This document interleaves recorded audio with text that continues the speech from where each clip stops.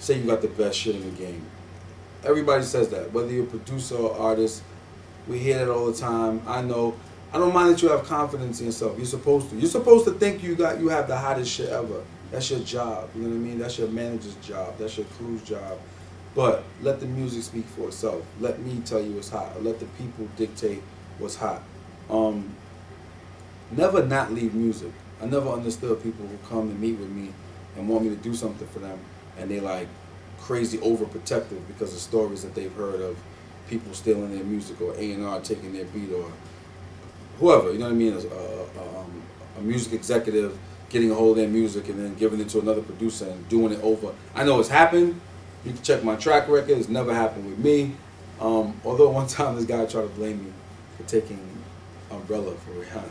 I don't know. He said he gave me a demo one time, and let's say his name was like Terra, and on the track he was like, I'm Terra, Terra, Terra. So he said that he gave me the CD, and I gave that to Rihanna and Jay, and whatever. First of all, I didn't work with Rihanna, but anyway, that's just a ridiculous story. But it's stories like that, and people, artists, and egos that make people probably believe, yo, these people are stealing my shit. They're not creative. So, but I've ran into a couple of producers who like, yo, you like it? All right, holler at me when you with the artist, and I'll come by and play it. Like, I can't do nothing for that. You know what I mean? Some of these artists don't care who you are, don't want to meet you, and could care less. So if I don't have the music there to play and vouch for you, it's never gonna happen. So I guess punctuality. I'm big on punctuality, not being late and stuff, and making people wait. You know what I mean? It's just that I think everybody's time is valuable. Not to say only mine is, yours is too. So you know, if we meeting at 3, don't show up at 4:30. Like it's traffic, this, I have to wait for my man, the CD, that, whatever it is. Give yourself enough time, man, because then you might not get that slot again. And I can't promise you when the next slot is going to be. You know what I mean? Because that's the main things. Don't try to, maybe don't try to go around. I don't know. I don't even care about that. Because if you have another out, like some people try to go around you or try to go straight to the artist, not believing that I didn't give them the tracks. You know what I mean? So it's like, don't do that, because now you're going to feel stupid that I did give them the tracks. They just ain't picked nothing, and you went around me and now, you know what I mean? Because you thought you couldn't trust me. Now I don't trust you. Now kill yourself.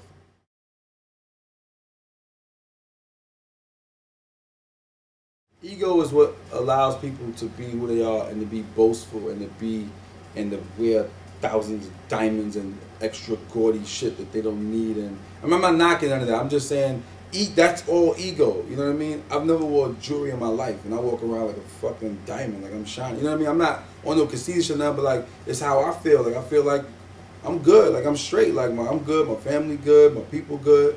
Niggas love me. I love them. Like I'm good. Like I don't need those things to help me shine. Like people need things. You know, they need a hot car. They need rims. They need a loud radio. They need to be loud in the room so everybody can notice them and say, yo, look, I'm somebody. I'm important.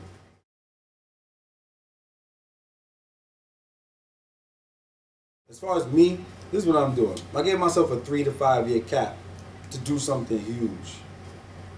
I think the Cali deal is going to be huge. That's just me. I could be wrong. I could be 100% right. So, you know, it's just like if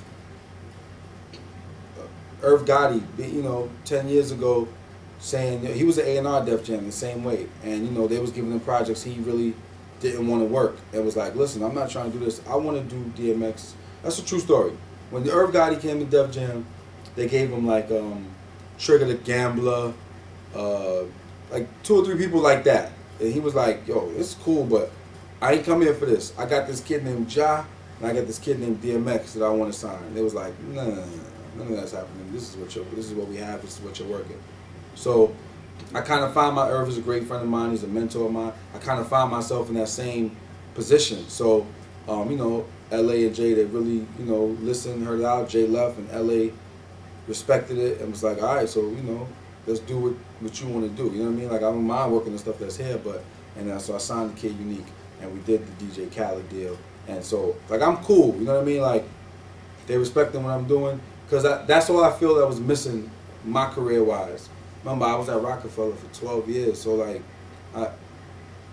yeah, it's hot, it's good credit, but some people, as much credit as people give me, somebody else could easily take it away. But like, you didn't do shit. Like Jay was Jay. Like Jay, that was gonna be big regardless. Or you know, Beanie Siegel was Beanie Siegel. That, you know what I'm saying? Or what you did, Memphis Bleak. Like, you know, it's easy to discredit it as much as to credit it. We did work hard. We did help break every artist over there. We did help cultivate and, you know, fucking put together a movement that was incredible. And it was a dynasty that lasted almost a good decade. And I think that's good. It was a mark in hip hop. It'll never be forgotten.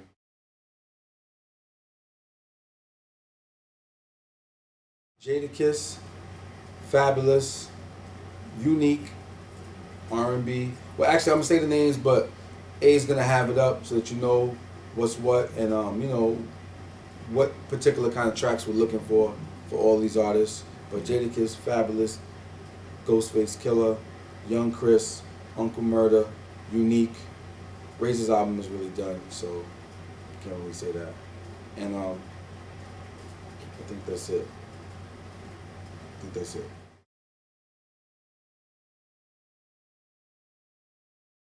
One of the best places, I think, to find producer talent or production talent without having to do the day-to-day meetings that I usually, you know, invest so much time into, and it becomes too much sometimes. You know what I mean? Like, I'm doing too much in the day. I travel a lot, and it's just hard to meet up with so many producers that are out there. And you know, every producer wants a half hour, hour of time. There's only so many hours in the day, so many days in the week, right? So with PMP, I get to go on there on a late night. Sometimes I get home 3, 4 in the morning, and I'm still awake, and I could go to the computer, or even midday, where, you know, I might have a canceled session or a canceled meeting. Boom, I could just go right on PMP on the site and literally go through where we do the track dumps, and I'll let everybody know what's going on and what kind of tracks I'm looking for, and then go into those specific track dumps and listen to the specific tracks that these producers have, you know, put up on there for me to check out. And it's the best thing in the world, man.